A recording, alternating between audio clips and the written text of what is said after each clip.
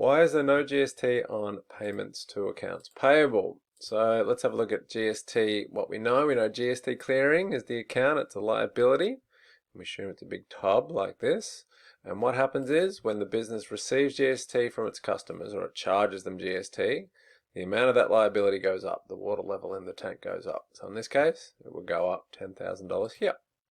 And that will be a credit because we assume that this account is a liability. And then, whenever the business pays GST or gets charged GST by its suppliers, so for rent, insurance, and inventory, in this case that would be $8,000, that liability actually goes down. So the liability that is $10,000 would go down by $8,000, so it would only be $2,000. And when the liability goes down, that's a debit. So that's what we know about GST. So in our course, these things do have GST on them. We've got all the expenses, purchases of inventory, purchase of non-current assets, and purchase returns to suppliers. And these things do not. And there's quite a list there. But let's just take it one thing at a time. And we're just looking at this one here. Why do payments to accounts payable not have GST on them? So to sort of understand that, we're just going to go back to something we did in a previous video, is look at, well, what would happen when we actually credit purchased inventory? So in this case, 4th of March, credit purchase of inventory for $7,000 plus GST. So what we want to remember here is the supplier, in this case, the supplier of the inventory, here's our business. They're actually selling us two things today. They're selling us $7,000 of the product, which in this case is inventory. But they're also selling us or making us pay $700 of GST. So when that comes to our business, we're actually being charged for two amounts. We're being charged $7,700 for the product and the GST. So we need to keep that in mind. Now when that happened, what would happen is we need to do some debits and credits. So when we bought this this inventory on credit, the first thing is we'd have more inventory. That's an asset and it's going up.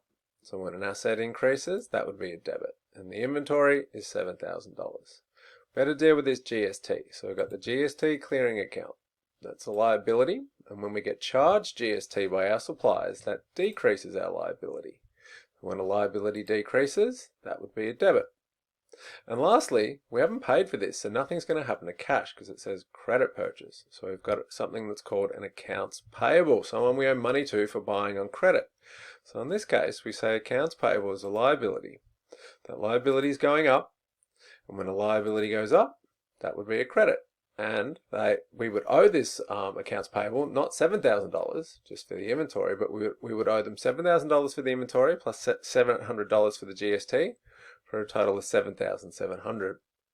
So that's what's happened, and we just check this all balances like we always should in the accounting equation. The first thing is I've got inventory, which is an asset, going up, $7,000. I've got a liability called GST clearing going down $700 here. And then I've got a liability called accounts payable going up $7,700 here. So nothing's happening to owner's equity in this case. So if I just balance this out, I've got assets going up 7,000 equals liabilities. So liabilities are going down 700, but up 7,700. So that actually equals an increase of 7,000.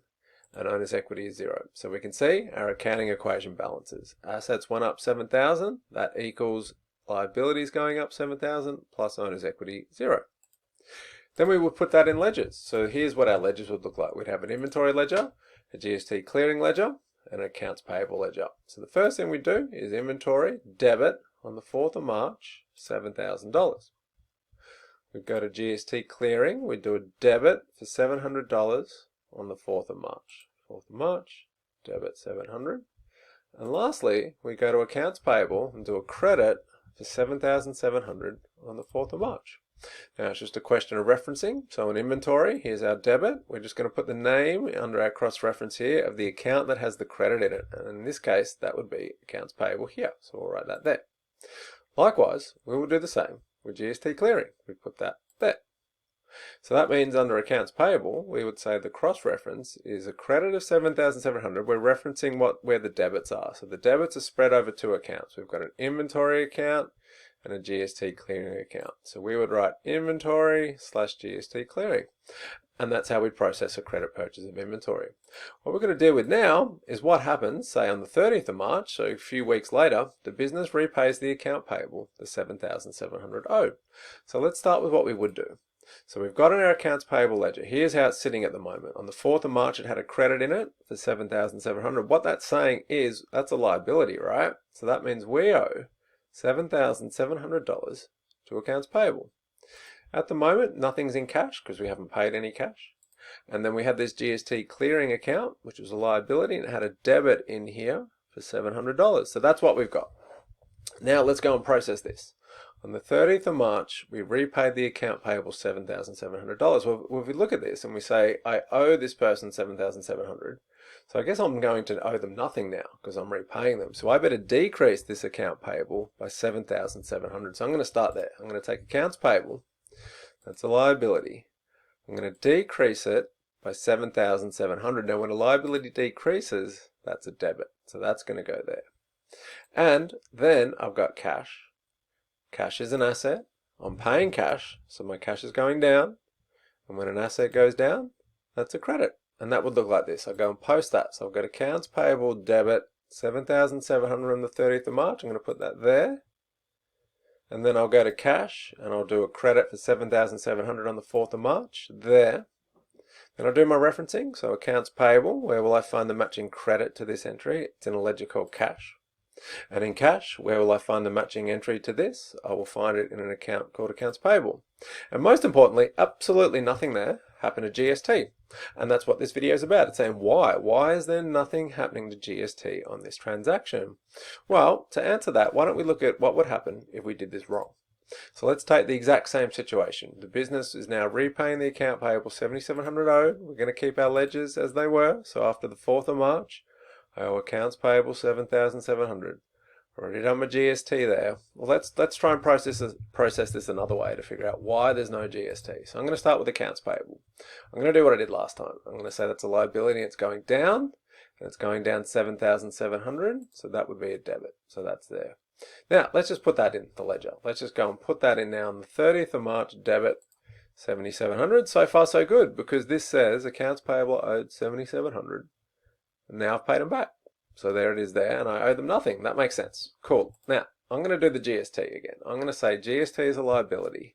Now, because this is someone that I bought from, I guess I was charged GST, so that would decrease my liability.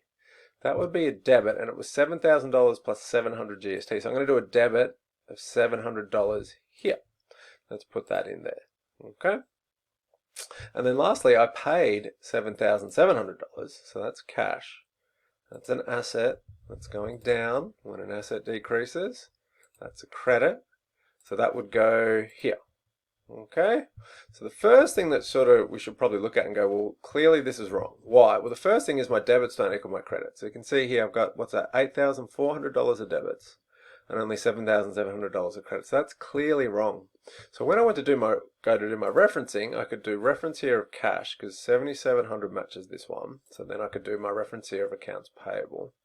But then, like, what would I reference here? I'm out of, like, so that's my debit. I'm out of credits. I don't have anything to reference this to, so that really wouldn't make any sense. But most importantly, we can see I've already done a debit for GST here of $700 for this transaction. I just did it on the 4th of March. If I was to do it again on the 30th of March, I'd be double counting. And this is money that the government's going to give us back or take out of our liability. So I kind of be double counting and I kind of be ripping off the government. And they don't like that. That's illegal. Okay, so we don't want to do that. It's bad accounting, but it's also bad form with the government. So clearly that was wrong that way. All right, let's try another way. Let's try it slightly different. Let's get our debits and credits to balance. So this time I'm going to start with the same situation and let's start again. All right, so I'm going to start with accounts payable. I'm going to say that's a liability. It's going to go down. I'm just going to change that to 7,000. Okay, so I'm going to put that there, 7,000. Now let's do the GST. So we said GST clearing is a liability. I guess because this is an accounts payable, I'm being charged it. So that would decrease my liability. That would be a debit of 700. Let's put that there. That will go down here. And then lastly, I'm paying $7,700 cash. So cash is an asset. It's going down. When an asset goes down, that's a credit. And I'd put that there. All right, so the first thing is my debits and credits equal now. So far, so good. So I'm looking really good. Okay, so this could be correct. Now, when I do my referencing, my references will make sense because I can do accounts payable. There's the debit. The credit would go to cash. Likewise here for GST clearing, the reference would be cash. And in cash, I can do a double reference. I can say there's accounts payable and GST clearing, so that's fine.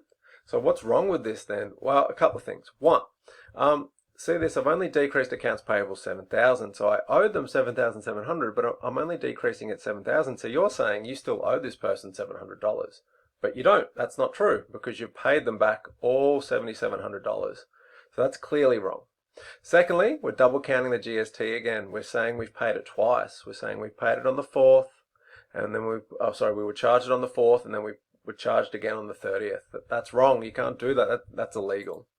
So that's clearly wrong too. So if we could summarize all this and say, why is there no GST on payments to accounts payable? We could say that's because the GST was recorded when the credit purchase was made in the past. So in this case, that was the 4th of March. Now, GST does not need to be recorded again when the account payable is repaid by the business. So in this case, that was the 30th of March. And the reason why it's not, this would result in double counting the GST paid by the business. So first of all, that's wrong.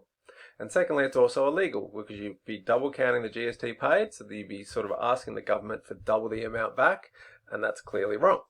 So that is why there is no GST on payments to accounts payable.